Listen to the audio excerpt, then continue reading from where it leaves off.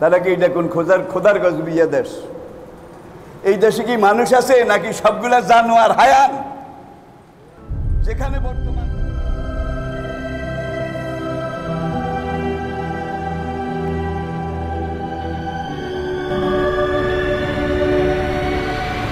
আলহামদুলিল্লাহ রাব্বিল আলামিন ওয়াল আকিবাতু লিল মুত্তাকিন والصلاة والسلام على سيد المرسلين محمد وعلى آله وصحابه أجمعين أما بعد فأعوذ بالله من الشيطان الرجيم بسم الله الرحمن الرحيم قال الله تعالى في كلامه المجيد والفرقان الحميد إن الله وملائكته يصلون على النبي يا أيها الذين آمنوا صلوا عليه وسلموا تسليما اللهم صل على سيدنا ونبينا وشفينا ومولانا محمد صلى الله عليه وعلى آله وصحابه وبارك وسلم فأعوذ بالله من الشيطان الرجيم بسم الله الرحمن الرحيم মুআজ্জাজ হাজারাত উলামায়ে কেরাম ফুজালা ও মুরব্বিয়ান এজাম উপস্থিত সকল স্তরের বয়সের পর্যায়ে দ্বীনের আশিকিন মুহিব্বিন মুতাআল্লিকিন হাজারাত মুসল্লিয়ানে কেরাম আসসালামু আলাইকুম ওয়া রাহমাতুল্লাহ। মহান রব্বুল আলামিনের বারগাহে রহমতে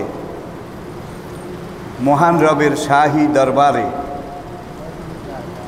মহান রবের দরবারে আলিশানে হাজারো লাখো অনন্ত অযুত কোটি শুকরিয়া আদায় করছি, যিনি মেহেরবানি করে এক সপ্তাহ পরে আজকে আমাদেরকে আবারও পবিত্র ইয়াউমুল জুমায় মহান রবের ডাকে সাড়া দিয়ে তার ঘরে আসতে পেরেছি।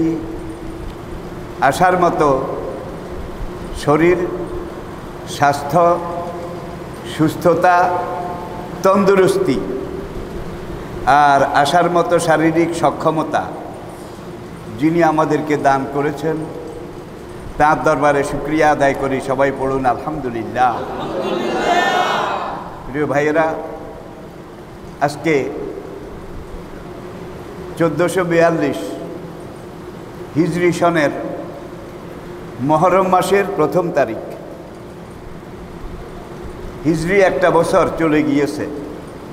সাধারণত আমাদেরকে যদি তারিখ জিজ্ঞাসা করা হয় আজকে কত তারিখ, আমরা সবাই ইংরেজি তারিখ জানি, বাংলা বৈশাখ জ্যৈষ্ঠ এটাও খুব একটা জানি না।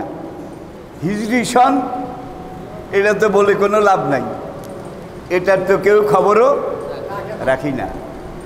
কিন্তু মুসলমানের গ্রহণযোগ্য ঐতিহ্যগত যেই সাল, যেই গণনা, যেই শতাব্দী খ্রিস্টাব্দ, এটা হলো হিজরি সন।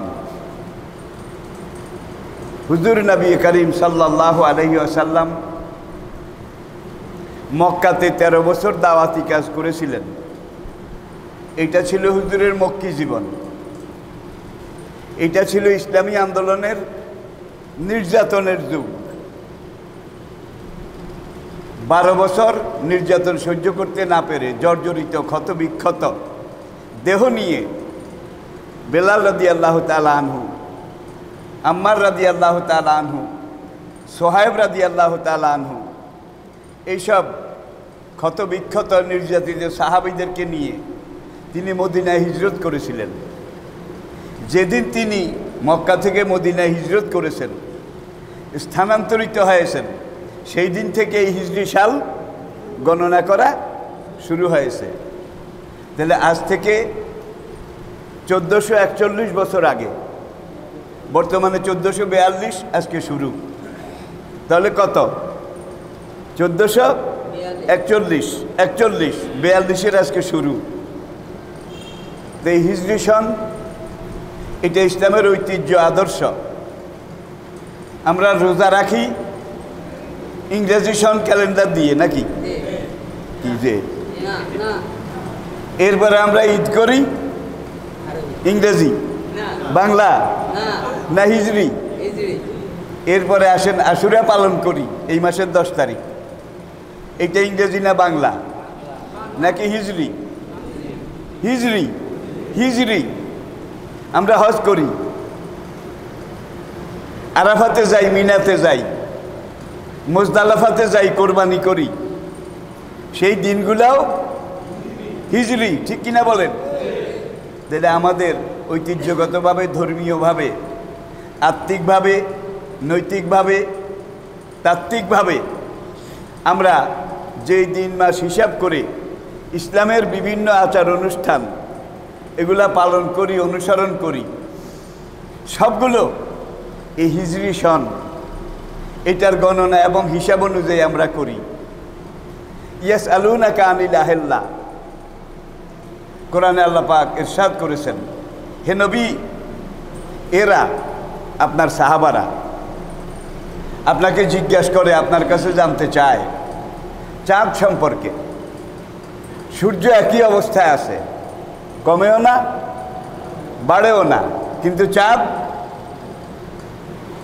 একবার বাড়তে বাড়তে বাড়তে বাড়তে পরিপূর্ণ, সেখান থেকে আবার কমতে কমতে নিরুদ্দেশ নাই। আপনার হায়াতটাও কিন্তু ঠিক চাঁদের মতো, আপনি ছিলেন না, নাই থেকে আপনি জন্মগ্রহণ করেছেন একেবারে এতটুক, সেখান থেকে আপনি ধীরে ধীরে বেড়েছেন পূর্ণিমা পর্যন্ত। আর আমাদের জীবনের 40 বছর পর্যন্ত এটা হলো পূর্ণিমা। 40 বছর যখন পূর্ণ হয়, এটা হলো একজন মানুষের পরিপূর্ণ জীবন। সকল আম্বিয়া কেরাম, নবীদেরকে আল্লাহ নবুয়ত দিয়েছেন 40 বছর বয়সে। আমাদের নবীজিকেও কত বছর বয়সে? 40। এটা আমরা জানি। 40 যখন পার হয়ে যায়, এবার আর যোগ নাই, এবার বিয়োগ, ঘাটতি ঘাটতি ঘাটতি ঘাটতি। আমাদের স্বাস্থ্যটাও 40 পর্যন্ত বাড়তি, 40-এর পরে ঘাটতি। এই ঘাটতি হতে হতে হতে হতে এক সময় ওই চাঁদের মতো অস্তিত্বহীন, নিরুদ্দেশ, হারিয়ে যাই। মৌত এসে আমাদের জীবনচক্র এটাকে শেষ করে দেয়, বিলীন করে দেয়। সুতরাং এই চাঁদ, এটা দিয়েও তো আল্লাহ রাব্বুল আলামিন আমাদেরকে এই শিক্ষাটা দিয়েছেন, তোমাদের জীবনটা ঠিক চাঁদের মতো। বর্তমান সময়ের দাবি হিসাবে একটা কথা আমি না বলে পারছি না। কথাটা হলো, বাংলাদেশ স্বাধীন সার্বভৌম দেশ। বাংলাদেশের বয়স বর্তমানে 50 বছর। কত বছর? তাহলে বালেগ হয়ে গেছে কিন্তু অনেক আগে বাংলাদেশ, কিন্তু কাজকর্ম আচার আচরণে এখনো নাবালেগ, এখনো নাবালেগ। প্রত্যেকটা কাজে আমরা হোঁচট খাই, প্রত্যেকটা কাজে আমরা ঠিকমতো করতে পারি না। বর্তমান পুরা দুনিয়া করোনায় যেইভাবে মেসাকার হয়ে গেছে যাচ্ছে, আর এই বিশ্ব ভাইরাস করোনার কারণে দুনিয়ার সবচেয়ে বড় বড় শক্তিগুলা কাত হয়ে পড়েছে, হেলিয়ে পড়েছে। আর আমরা দুনিয়ার মধ্যে একটা মাত্র দেশ, যেই দেশটা করোনার নেগেটিভ পজিটিভ সার্টিফিকেট যেগুলা দিয়েছে, এই দেওয়ার পরে যারা বিদেশ গেছে সবগুলা জাল। কি 2-1টা ঠিক আছে কি না আমি কিন্তু পেপারে দেখি নাই, সবগুলা জাল। একদিকে মানুষ এইভাবে মরে পুরা দুনিয়া গজবের মুখে, আর আল্লাহর গজবিয়ারা এই করোনা এটা নিয়েও ব্যবসা করে। দেখা যায় সুইচ ঢুকায় রক্ত নেয়, নেওয়ার পরে পরীক্ষা করে এটা দেখায় আর কি, আমরা পরীক্ষা করি, আসলে ওই কাগজ দপ্তরে পাঠিয়ে দেয় তারা। এক হইলে পি মানে কি পজিটিভ, নয় এন কি নেগেটিভ, ঠিক কিনা বলেন? তাহলে কয়েকদিন আগে ইটালিতে যতগুলো লোক গিয়েছে এখান থেকে সার্টিফিকেট পেয়েছে করোনা নাই, নেগেটিভ। সেখানে বিমানবন্দরে তাদেরকে আবার দেশে ছাড়ার আগে পরীক্ষা করে দেখছে সবগুলা পজিটিভ। তারা কি এটা কোন খোদার গজবিয়া দেশ? এই দেশে কি মানুষ আছে নাকি সবগুলা জানোয়ার হায়ান? যেখানে বর্তমান দুনিয়ার এই একটা অবস্থা, এই সময়েও করোনা নিয়ে যারা ব্যবসা করে তারা কি মানুষ? তারা কি মানুষ? তাদেরকে মানুষ বললে বোধহয় গুনাহ হবে। এটা কিতাবের কথা নয়, আমার নিজের কথা। তাহলে বয়স 50 বছর, আমরা বালেগ হয়েছি অনেক আগে, কিন্তু মানুষ হইতে পারি নাই। আর এমন একটা অবস্থায় আমরা রয়েছি, ওআইসির সদস্য এবং হিসাব অনুযায়ী বর্তমান পৃথিবীতে 57টা মুসলমান দেশ।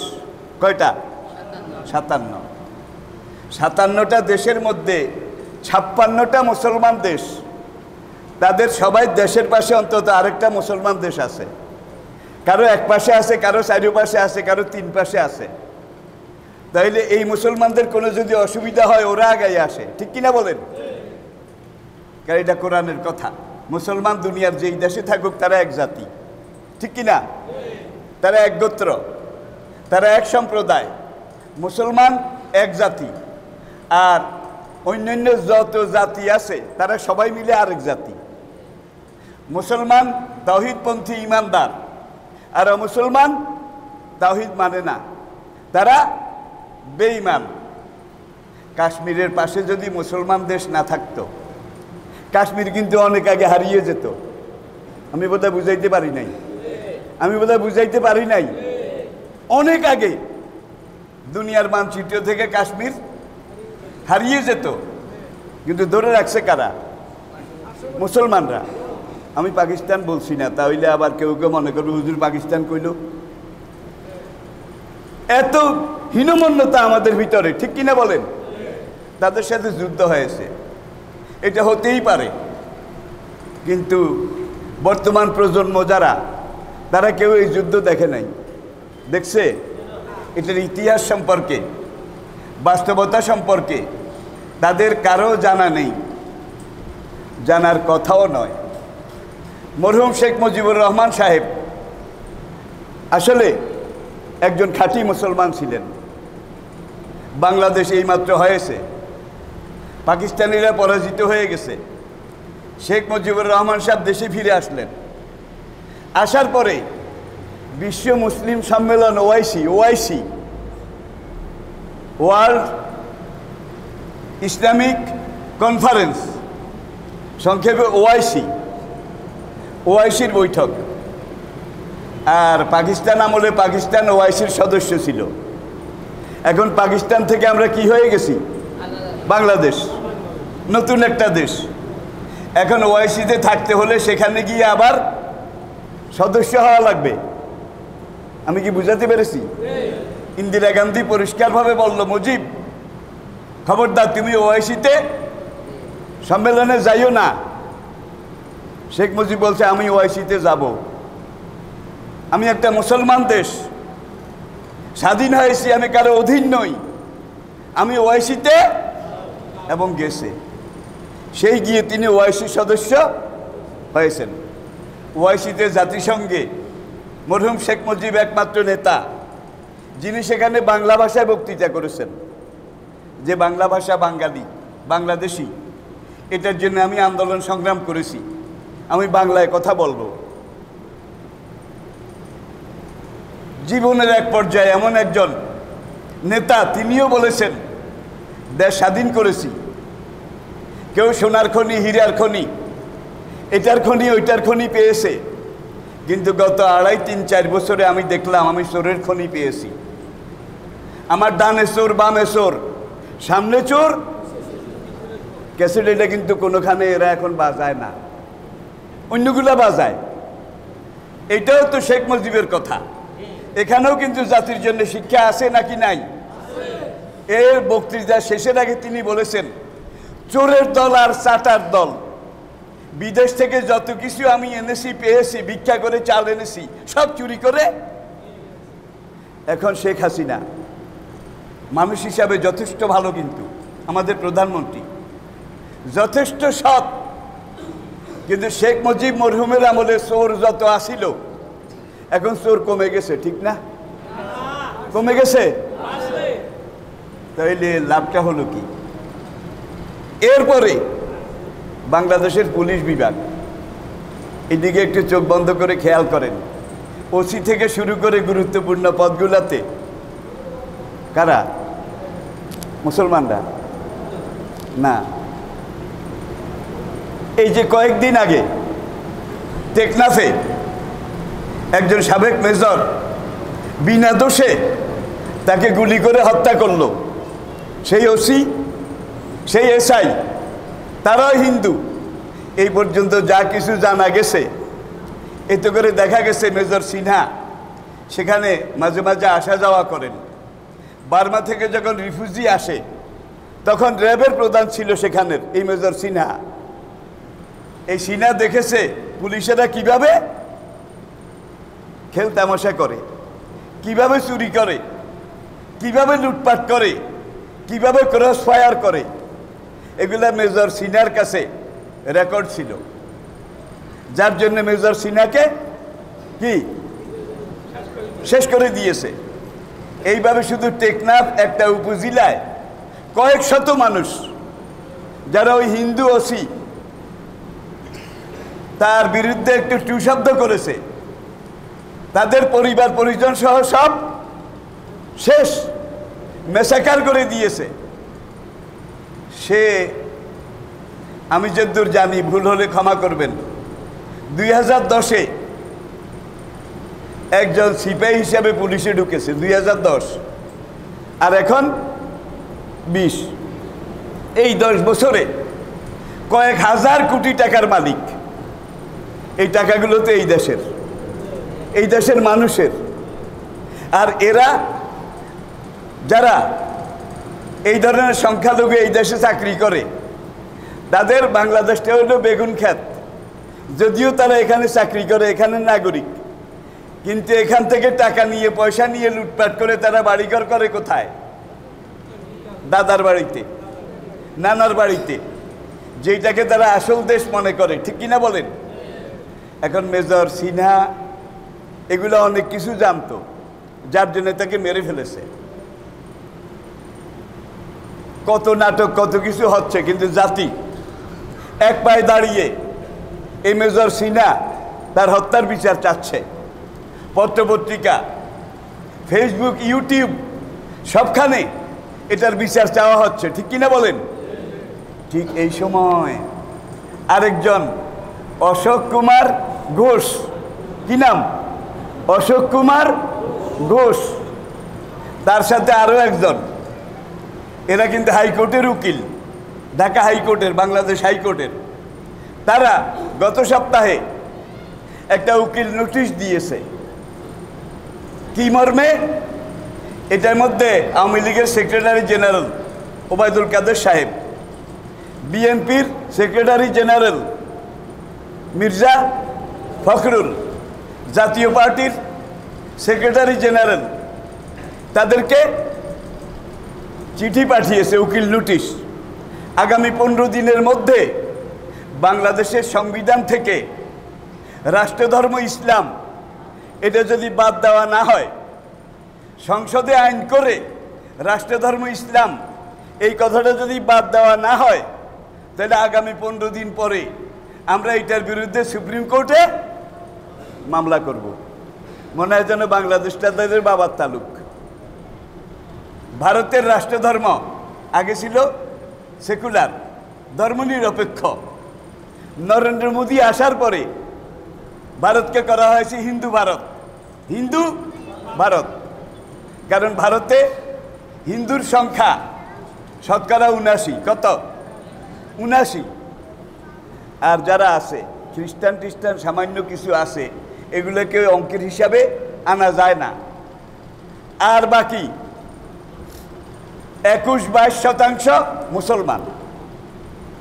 আবার বলছি, সেখানে হিন্দুর সংখ্যা 80-র কম, আর মুসলমানের সংখ্যা 20-এর বেশি। আর বাংলাদেশে হিন্দুর সংখ্যা শতকরা 8 জন, সর্বশেষ হিসাবে তার চাইতেও কম।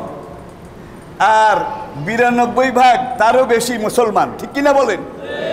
তাহলে সেখানে মোদি হিন্দু ভারত ঘোষণা দিয়েছে, ধর্মনিরপেক্ষ সেকুলারিজম থেকে, সেটার বিরুদ্ধে কোনো কথা নাই। বাংলাদেশ শতকরা 92, 92.5 মুসলমানের দেশ, এখানে রাষ্ট্রধর্ম ইসলাম সংবিধানে আছে, এটাকে বাদ দিতে হবে। এটা কি যৌক্তিক হয়েছে? ঠিক হয়েছে? আপনারা বলেন।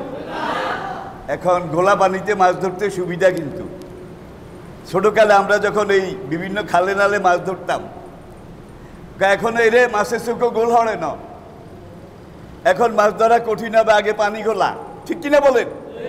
তো গোলা পানিতে মাছ শিকার করার জন্যে সিনহা, ওসি প্রদীপ, তাদেরকে এই সিনার ঘটনা নিয়ে বাঁচাবার জন্যে পুরা দেশ জাতি, সংবাদপত্র, অনলাইন, ইউটিউব, এগুলাকে ওই মেজর সিনহা থেকে ঘুরিয়ে এই রাষ্ট্রধর্ম ইসলাম এটা নিয়ে যদি মানুষ এখন আবার চিল্লি হইছে শুরু করে, তাহলে আগের ওইটা কি হয়ে যাবে?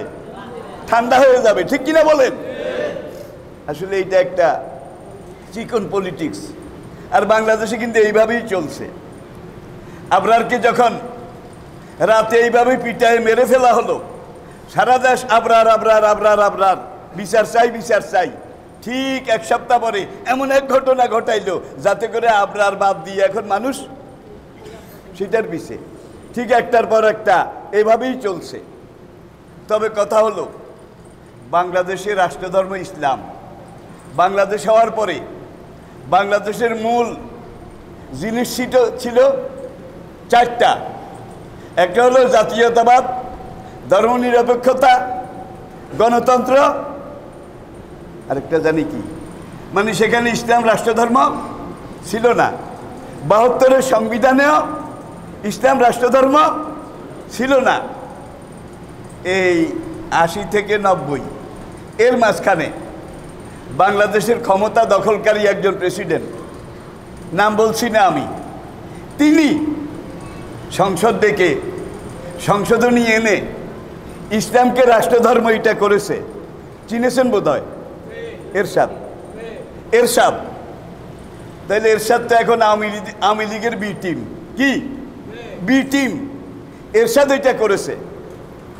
বাংলাদেশের রাষ্ট্রধর্ম ইসলাম, এটার জন্য কোনোদিন কোনো আলেম কোনো কথা বলেন নাই। একজন আলেমও এই কথা বলেন নাই যে রাষ্ট্রধর্ম ইসলাম করা হোক, আলেমরা বলে নাই। কিন্তু ক্ষমতাসীনরা তাদের ক্ষমতার সুবিধার জন্যে, ক্ষমতাকে পাকাপোক্ত করার জন্যে ইসলামকে রাষ্ট্রধর্ম এটা সংবিধানে পাশ করিয়ে লিখেছে, কিন্তু কাজীর গরু কিতাবে আছে, গোয়ালে নাই। এটা দিয়ে কোনো কাজ ইসলামের পক্ষে, মুসলমানের পক্ষে কোনো কাজ কোনোদিন হয় নাই, ঠিক কিনা বলেন? তো ক্ষমতার জন্য হোক, স্বার্থের জন্য হোক, যেই জন্যই হোক, ইসলামকে রাষ্ট্রধর্ম করা হয়েছে, সংবিধানে এটা লেখা হয়েছে। আওয়ামী লীগ আজকে 12 বছর ক্ষমতায়, ঠিক কিনা বলেন? কিন্তু ইসলাম যে রাষ্ট্রধর্ম সংবিধানে আছে, এটা নিয়ে আওয়ামী লীগ কোনো কথা, যেটা নামে আছে, কামে তো নাই। এটা যদি এখন আমরা বাদ দিই, তাহলে কিন্তু পাবলিকও গরম হবে, কি আলেমরাও গরম হবে, দেশে একটা উত্তেজনা পরিস্থিতি সৃষ্টি হবে। এটাতে হাত দেওয়া আর আগুনে হাত দেওয়া একই কথা, আসলেও তাই। বাংলাদেশে এখন মন্ত্রী পরিষদ বলেন, সচিব বলেন, সংসদ বলেন, উপদেষ্টা বলেন, পুরা এই মাঠের মধ্যে শেখ হাসিনা একমাত্র লোক, ব্যক্তি হিসাবে সৎ। আরেকজন লোককে আমি দেখেছি, আমাদের স্পিকার, কি শিরিন শারমিন চৌধুরী, সৎ। আজ পর্যন্ত কোনো বিরোধী দলকে কোনো খোঁড়াইনা কথা শারমিন চৌধুরী কইছে? কই এইটার নাম রাজনীতি। আরেকজন এর চেয়ে অনেক ছোট শিক্ষামন্ত্রী ডাক্তার দীপুমণি, তিনজন কিন্তু মহিলা, কিন্তু খোঁড়াইনা কথা কয় না। যার জন্য আমরা তাদেরকে ম্যান অফ কার্টেসি ভদ্রলোক হিসাবে দেখি। এখন রাষ্ট্রধর্ম ইসলাম, এটাকে বাদ না দিলে 15 দিন পরে দুইজন হিন্দু তারা সুপ্রিম কোর্টে সরকারের বিরুদ্ধে মামলা করবে।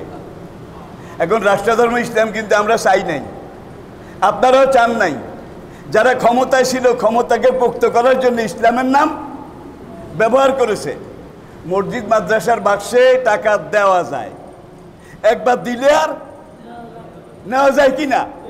এখন ইসলাম রাষ্ট্রধর্ম এটা আমরা কেউ চাই নাই, তারপরেও যেমনি হোক এটা দিছে, দেওয়ার পরে এখন এইটা উঠানো হোক, এটা কি আমরা চান? আমরা চাননি জোরে কর। যদি বেশি বাড়াবাড়ি হয়, টেকনাফ থেকে তেতুলিয়া পর্যন্ত পুরা বাংলাদেশ কিন্তু বারুদের দুর্গের মতো জ্বলে উঠবে। এই দেশে আলেম ওলামা এখনো মরে নাই, ঠিক কিনা বলেন? আর এই দেশের আম জনতা এখনো কিন্তু আলেমরা কি বলে সেইটাকে বেশি গুরুত্ব দেয়, মেনে চলে, ঠিক কিনা বলেন? কত ধানে কত চাউল হয়। আমাদের প্রধানমন্ত্রী এমন কাজ করবে না। আমি আপনাদেরকে লিখিত দিতে পারি, এমন কাজ করবে না। এই আগুনে হাত আমাদের প্রধানমন্ত্রী দেবেন না। কিন্তু ঘর পোড়ার মধ্যে আলু পোড়া যারা দেয় আর এখানের টাকা বিদেশে পাচার করে, এদেরকে চিনার জন্য আমরা এটাকে আরেকটা সুযোগ হিসাবে দেখতে পাচ্ছি, ঠিক কিনা বলেন? এখন এই যে ইসলাম রাষ্ট্রধর্ম, এইটা সংবিধানে আছে, কিন্তু বাস্তবে মাঠে ময়দানে হাটে বাজারে সংসদে সচিবালয়ে কোনোখানে নাই। তো এখন এই মসজিদে টাকা দেওয়ার মতো এটা যখন ইচ্ছা করে একবার আসছে, এখন এই বাক্স ভেঙে এই টাকা কেউ লুট করে নিয়ে যাক, এটা কি আপনারা চান? যারা এই উকিল নোটিশ দিয়েছে তাদের বিরুদ্ধে মামলা করা এখন ফরজ হয়ে গেছে। তাদের বিরুদ্ধে মামলা করে তাদেরকে আইনের আওতায় এনে আমরা উপযুক্ত শাস্তির দাবি জানাচ্ছি। আপনারা একমত কিনা বলেন? এরপরে আরেকটা কথা যেটা আমাকে না বললেই নয়, শুধু বাংলাদেশ নয়, পুরা দুনিয়াতে পুরা বিশ্বে এমন একটা অবস্থা চলছে, কত মানুষ যে মারা গেছে এটার হিসাব কোনো দেশের কাছে নাই, বাংলাদেশের কাছেও নাই। হিসাব একটা যদি দেওয়া হয়, এটার কোনো মা বাপ নাই। এইটাও ওই করোনার রিপোর্টের মতো। তবে সব কথার শেষ কথা, এটার যে প্রতিরোধক এটা বিভিন্ন দেশ বাইর করেছে। বাইর করার পরেও সেই সব দেশের বড় বড় চিকিৎসা বিজ্ঞানী, ডক্টর, বিশেষজ্ঞ তারা বলতেছে যে করোনা ভাইরাসের যে ইনজেকশন যেটা করা হয়েছে, এটা দিয়ে করোনা ভাইরাস দমন করা যাবে না। তাইলে একদল এটার প্রতিষেধক তৈরি করে, আরেক দল বলে এটা দিয়ে করা যাবে না। আমার কথাও কিন্তু সেইটা, কোনো ইনজেকশনের বাবার ক্ষমতা নাই, কোনো প্রতিষেধক এটার বাবার ক্ষমতা নাই। আল্লাহর এই গজব এটাকে দমন করার, ঠিক কিনা বলেন? জ্বলন্ত আগুনের মধ্যে আপনি যদি ঢিলা মারেন আগুন কমে যায়, ঠিক না? জ্বলন্ত আগুনের মধ্যে আপনি যদি বাঁশ দিয়ে পিটান আগুন নিভে যায়। তাহলে এইসব কাজকর্ম কথাবার্তা করোনার চাইতে আমরা শক্তিশালী। শেখ হাসিনার নেতৃত্বে আমরা করোনা দমন করতে সক্ষম হয়েছি। এটা বলার এক সপ্তাহ পরে বেটা দুনিয়া থেকে বিদায় হয়ে গেছে। আল্লাহ দেখাইছে দমন কর। তাইলে এখন আমাদের স্বাস্থ্য বিভাগ যেটা, এটাকে সবচেয়ে বেশি সৎ হওয়া দরকার ছিল, সবচেয়ে বেশি আমানতদার হওয়া দরকার ছিল, ঠিক কিনা বলেন?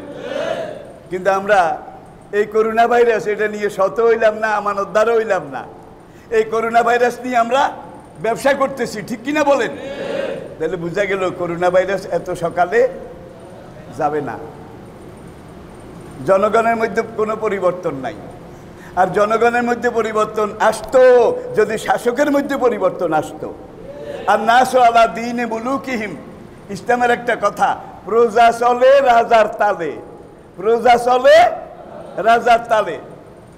যারা শাসক তাদের চরিত্র যেমন, ঠিক জনগণের চরিত্রের মধ্যেও এক স্বাস্থ্যমন্ত্রী কয়েকদিন আগে মারা গেছে।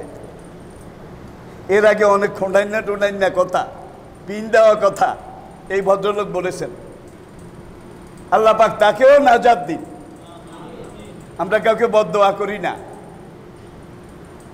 তার ছেলে আমেরিকাতে 5 বছর স্বাস্থ্যমন্ত্রী ছিলেন এই ভদ্রলোক, 5 বছর।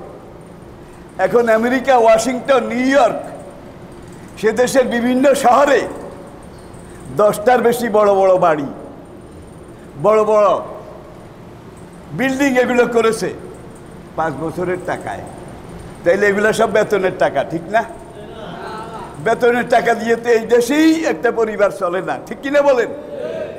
ইসলামী ফাউন্ডেশনের ডিজি, আপনারা ছবির মধ্যে দেখেছেন কত উঁচা টুপি, কত লম্বা দাড়ি।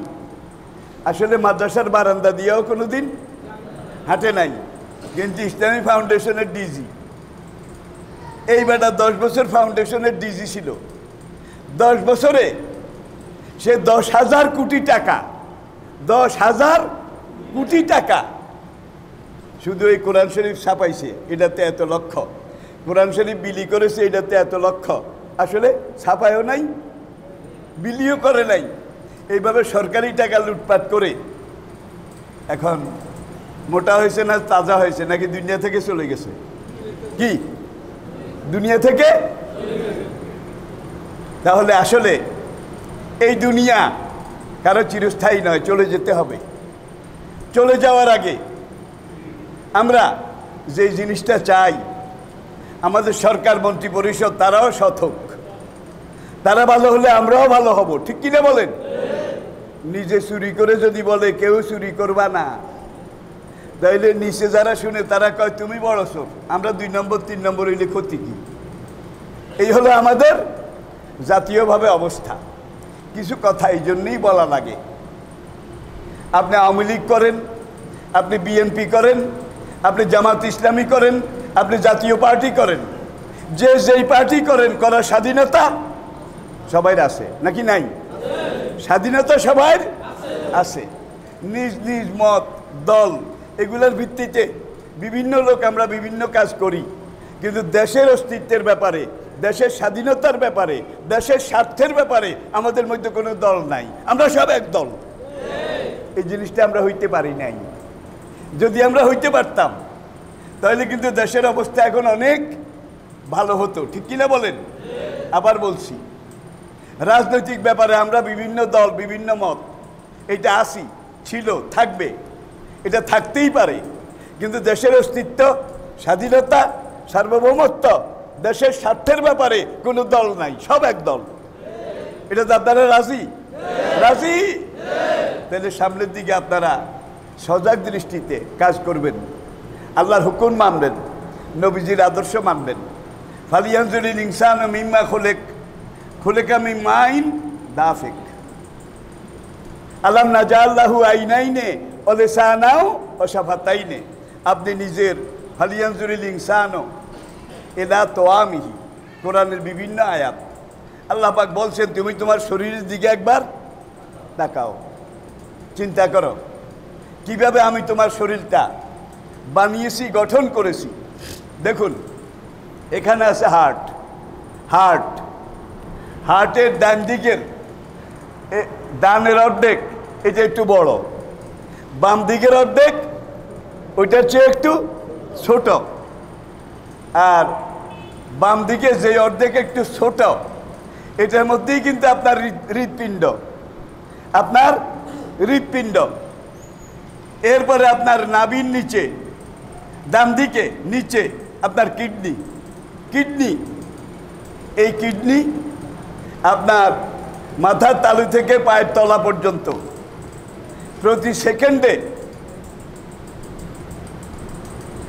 52 সিসি রক্ত, কত সিসি? 52 সিসি রক্ত প্রতি সেকেন্ডে আপনার এই হার্ট ডান দিকের এখান থেকে বাম দিকের হার্টে যায়, বাম দিকের হার্ট থেকে এইটা রক বেয়ে বেয়ে খাল বেয়ে বেয়ে আপনার মাথার এখানে যায়।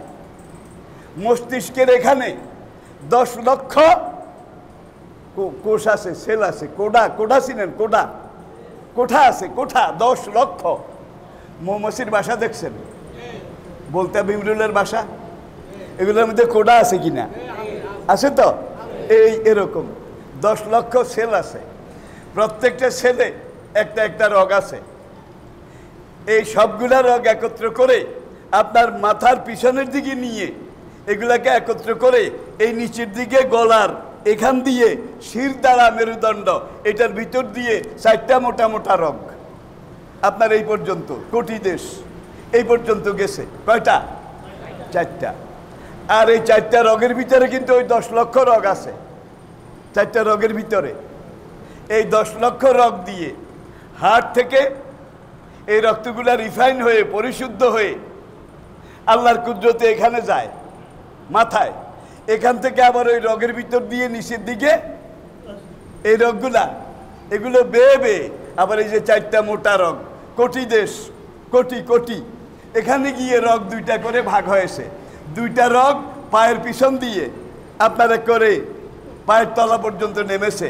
এইটার পিছন দিয়ে 2টা রগ পায়ের তলা পর্যন্ত নেমেছে এবং এই প্রত্যেকটা রগ থেকে লক্ষ লক্ষ চিকন চিকন রগ।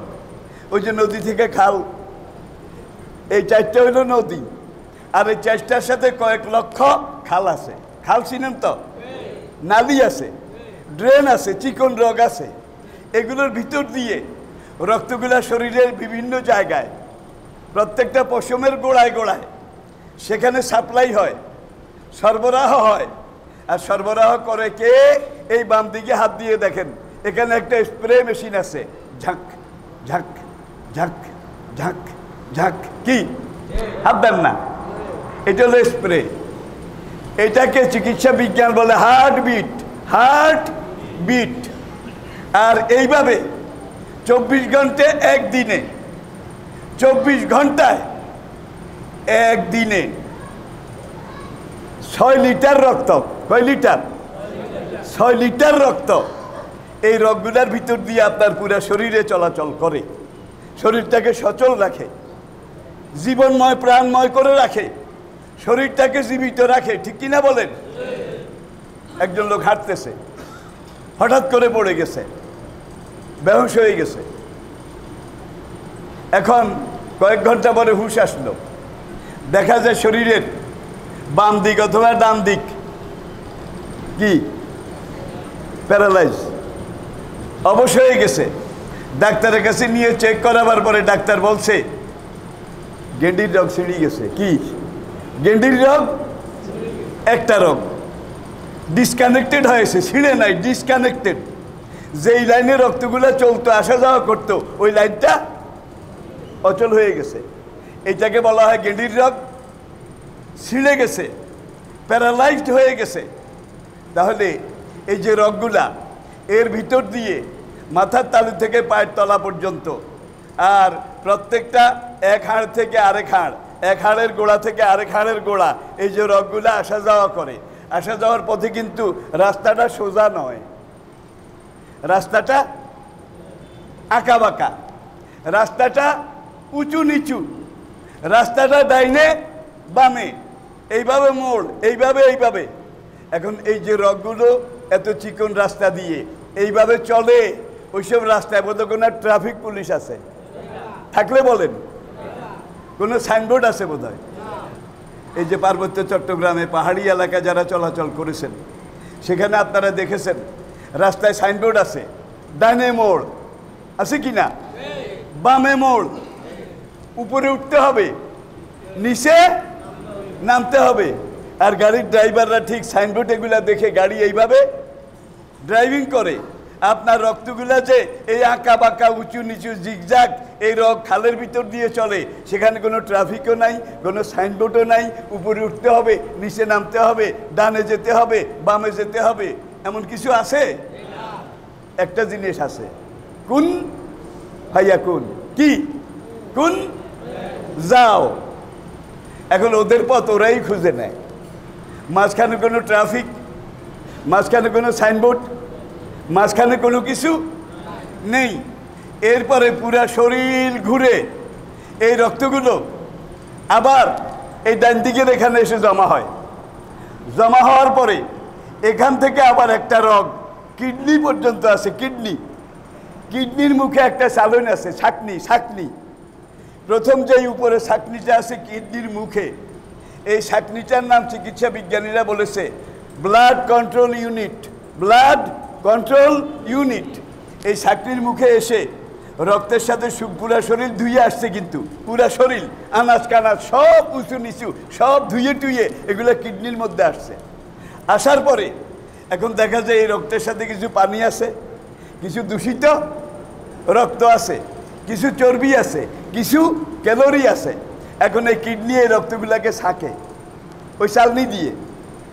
এই চালনির নিচে 2 নম্বর আরেকটা ছাঁকনি আছে, এটার নাম সুগার কন্ট্রোল ইউনিট, শর্করা চিনি, এটাকে নিয়ন্ত্রণ করে 2 নম্বর কিডনির ছাঁকনি। যদি এই রক্তগুলাকে ছাঁকার সময় কিডনি এখানে নজর করে দেখে কোনো সুগার রক্তের সাথে যায় কিনা, আসে কিনা। এখন যদি কোনো সুগার থাকে তাহলে এইটাকে কিডনি ধরে রেখে এই রাস্তা থেকে এইটারে ঘুরিয়ে পায়খানার রাস্তায় পাঠাইয়া দেয়। দেখছেন কারবার? আবার এই রক্তের মধ্যে কোনো রকমের শর্করা, কোনো রকমের কিছু প্রথম ছাঁকনি, এটা ছেলে ফ্রেশ রক্তগুলাকে আবার হার্টের ডান দিকে পাঠায়।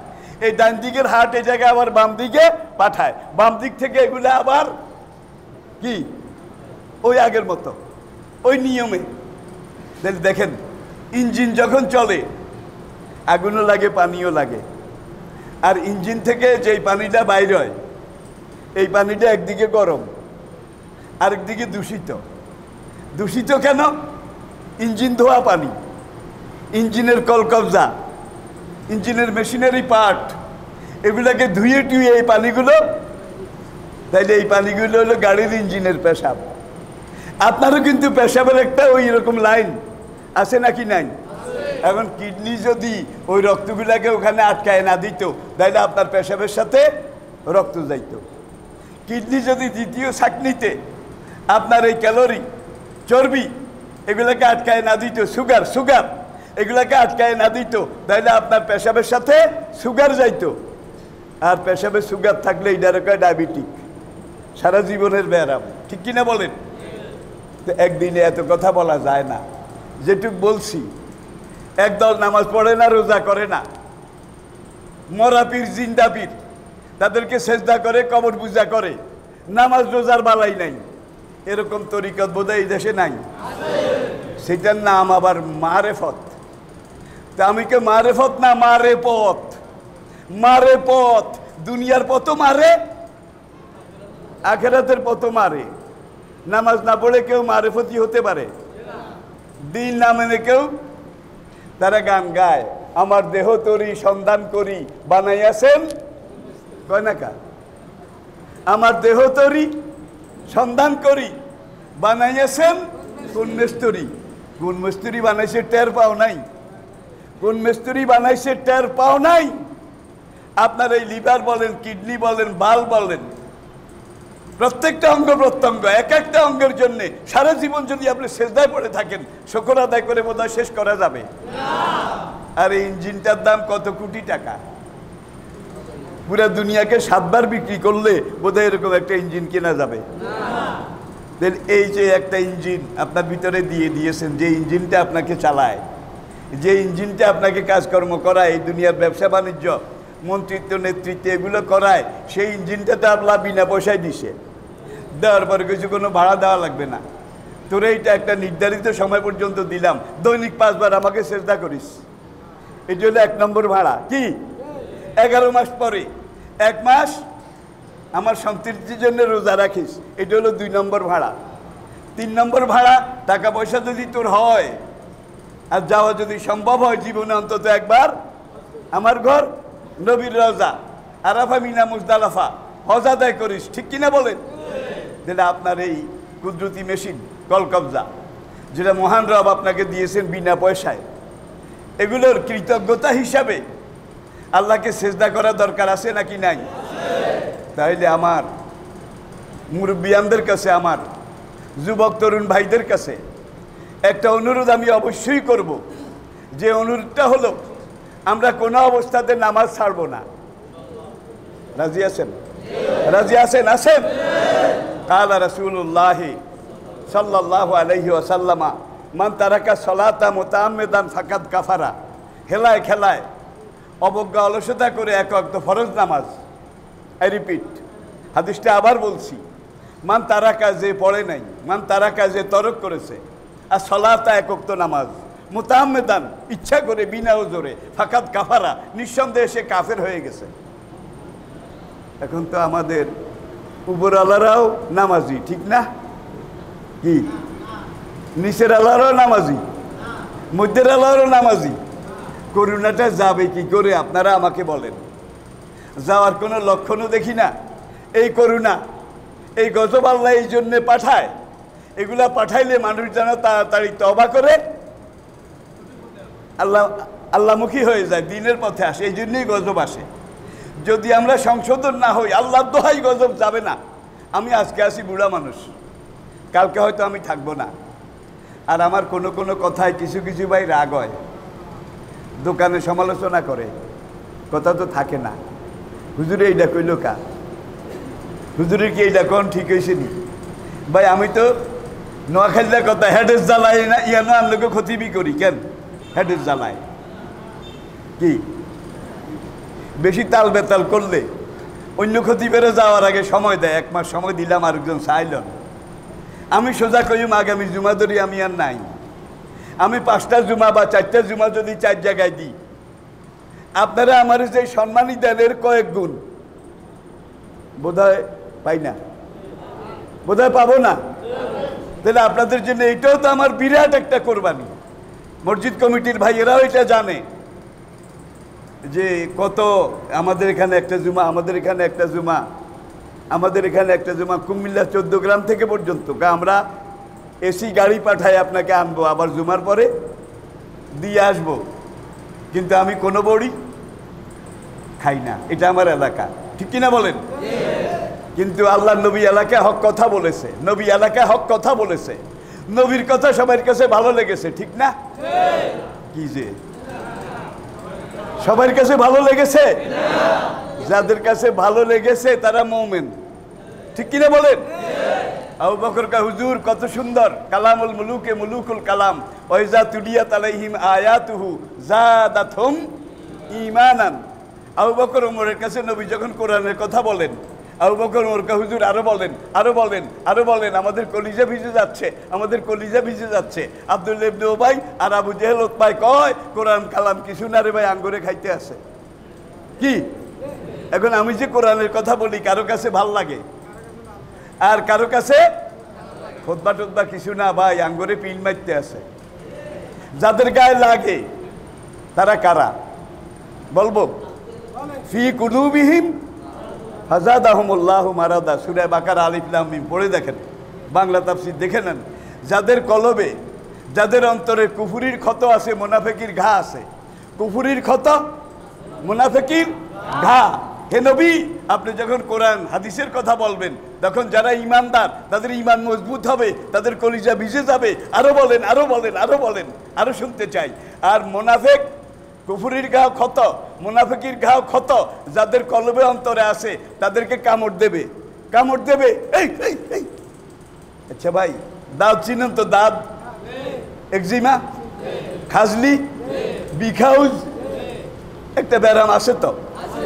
এখন মলম যদি খাঁটি হয়, আসল ঢোল অ্যান্ড কোম্পানি, ঢোল কোম্পানির মলম হয়, এই দাঁত বিখা যেটাকে চুলকায়া টুলকায়া লাগাইলে খাঁটি মলমে বোধহয় কামড় দেবে না। জ্বলবে না? কামড় যদি না দেয়, না জ্বলে, তাহলে এটার ভিতরে রোগ জীবাণু মরবে না, ঠিক কিনা বলেন? তাহলে আল্লাহর কোরআনের চেয়ে খাঁটি মলম কি আছে? কোথায় আছে? কোরআনের এই খাঁটি মলম, যেই কথাগুলো আমি বলি, দোহাই আল্লাহ, প্রত্যেকটা কথা কোরআন হাদিসের দৃষ্টিকোণ থেকে আমি বলি, ঠিক কিনা? যাদের কাছে ভাল লাগে, শুনতে ইচ্ছা করে, তারা আবু বকরের দলে, ওমরের দলে, ওসমানের দলে, তারা বেহেশতি। আর যাদের কাছে আমার কথাগুলো জ্বলে জ্বলে, কামড়ায়, আল্লাহর কসম, তারা হয় কাফের নয় মুনাফিক। তাদের কলমের মধ্যে পুরাপুরি কাফের না হইলেও কুফরির ক্ষত আছে, মুনাফিকির এক্সিমা আছে। যার জন্যে আর এমন মলমও আছে, এমন খতিবও আছে, যারা দাঁত বিকাশের মধ্যে মলম লাগায়। তাইলে মলম এটা made in Jinjira, made in Jinjira. যেই মলমে কামড় দেয় না, জ্বলে না, সেই মলমে দাঁত বিখাও, চর্মাদল, এক্সিমা বোধহয় ভালো হয়। তাহলে আমার কথা কিন্তু অনেকে জ্বলে। যাদের জ্বলে, দোহাই আল্লাহর, আমার কোনো দোষ না, বোধহয় মলমের দোষ। কি মলমের দোষ? আরে বেটা, তোর ঘা, তোর ক্ষতর দোষ, ঠিক কিনা? আমি তো কোরআনের সরকা ঘুরাই, আমদিগুন্দি ভাই, আমার কোনো দোষ নাই, আমদিগুন্দি ভাই, আমার কোনো দোষ নাই। আমি কোরআনের চরকি ঘুরাই, সারা জীবন ঘুরাইছি। হক কথা বলার ব্যাপারে জীবনে কোনো একদিন কোনো বাতিলের সাথে আপোষ করি নাই। হক কথা বলেছি, যতক্ষণ আসি হক কথা আমি বলবো। আর নবীর যুগ থেকে, বিভিন্ন আম্বিয়া কেরামের যুগ থেকে, সব নবীর জন্য হক কথা বলা কঠিন ছিল। ইমাম আবু হানিফা রহমতুল্লাহ আলাই, বাগদাদের খলিফা মনসুর বাগদাদি, আবু হানিফাকে একদিন রাজ দরবারে ডাকলো। ডাকার পরে বলল, আপনি বর্তমান যুগের সবচেয়ে বড় আলেম, আপনি এই যুগের সবচেয়ে বড় ফকিহ, আপনি এই যুগের সবচেয়ে বড় মুফাসসির, আপনি এই যুগের সবচেয়ে বড় মুহাদ্দিস।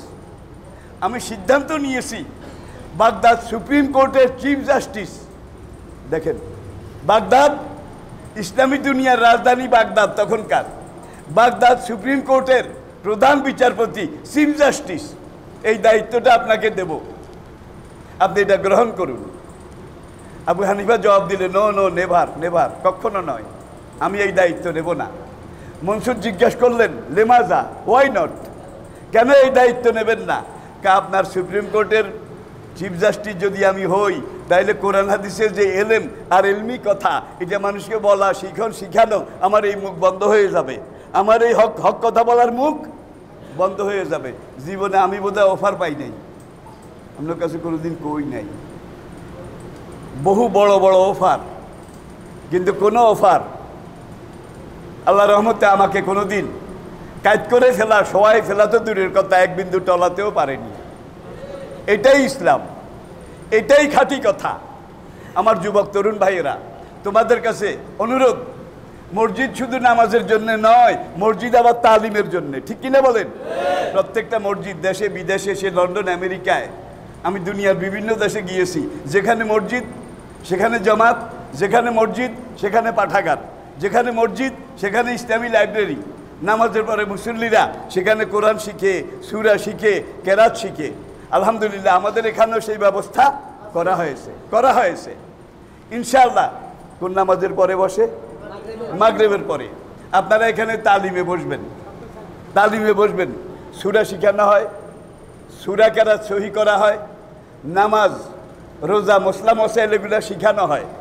আপনারা যদি এই তালিমে বসে এগুলা শিখার চেষ্টা করেন, শিখতে যদি নাও পারেন, শিখার চেষ্টার নিয়তে বসেন, এই অবস্থায় যদি আপনি মারা যান, আল্লাহর কসম আপনি বিনা হিসাবে বেহেশতি। কোন আলেমা নাও, মুতাআল্লিমা নাও, মুসলামিয়া নাও, মুহিব্বান, এই হাদিসটার ব্যাখ্যা কিতাবুল ইলমের, আপনি বাংলা ব্যাখ্যা পড়ে দেখেন। কবরে রাখার পরে কেরামান কাতিবিন মুগির নিয়ে আসবে, মুগির মান রাব্বুকা ওয়া মা দীনুকা, তবে আল্লাহর পক্ষ থেকে রহমতের ফেরেশতা একটা নামাজের মুসল্লা নিয়ে আসবে, আবার আরেক রহমতের ফেরেশতারা একদিন কোরআন শরীফ নিয়ে আসবে। খবরদার মারিস না, কয় কি? এই কোরআনের সূরা, এটা শিখার চেষ্টা করতে করতে মরেছে। কেরাত শুদ্ধ করার চেষ্টা করতে করতে মরেছে, কোন আলেমা নাও মুতাআল্লিমা নাও মুস্তামিয়া নাও মুহিব্বান। সুতরাং আপনারা এখানে বসে 5-10 মিনিট হোক না আধা ঘন্টা আপনারা সময় দিতে রাজি আছেন তো ইনশাল্লাহ? রাজি আছেন তো ইনশাল্লাহ? তবে আমাদের জন্য একটা দুর্ভাগ্য, আমি খবর নিছি, নিজে আসতে পারি না, যে যারা এই তালিমে বসে যুবক তরুণ বেশি, বুড়ারা এগুলা হানা বড় বাঁশ টাইনলে নোয়ান যায় না। সেই কোনো বুড়াকে আমি কিন্তু ছোট করার জন্য বলছি না, হানা বড় বাঁশ টাইনলে নো না, এমন করে টান দেয় যে টান দেয় তারে শুদ্ধ উঠে নিতে চায়। খবরদার আমরা যেন এরকম না হই। যাদের বয়স ভাটি হয়ে গেছে তাদের কিন্তু বেশি বসা দরকার, কারণ বিশার মেয়াদ প্রায় এই শেষ সময় এসে অন্তত একটু লাইন লাগান না। শিখতে না পারলেও কেরামন কাতিবিন লিখবে যে কোরআন শিক্ষার কাউন্টারের সামনে খাড়াইছে, কোরআন শিক্ষার কাউন্টারের সামনে বসছে, আল্লাহ বলবেন যা সেই উসিলা মাফ করে দিলাম, সেই উসিলা মাফ করে দিলাম। মহান আল্লাহ পাক আমাদেরকে বুঝার তৌফিক দান করুন। যারা সুন্নত পড়েননি 4 রাকাত কাবলা জুমা পড়ে নিন। আসসালামু আলাইকুম ওয়া রাহমাতুল্লাহি ওয়া বারাকাতুহু।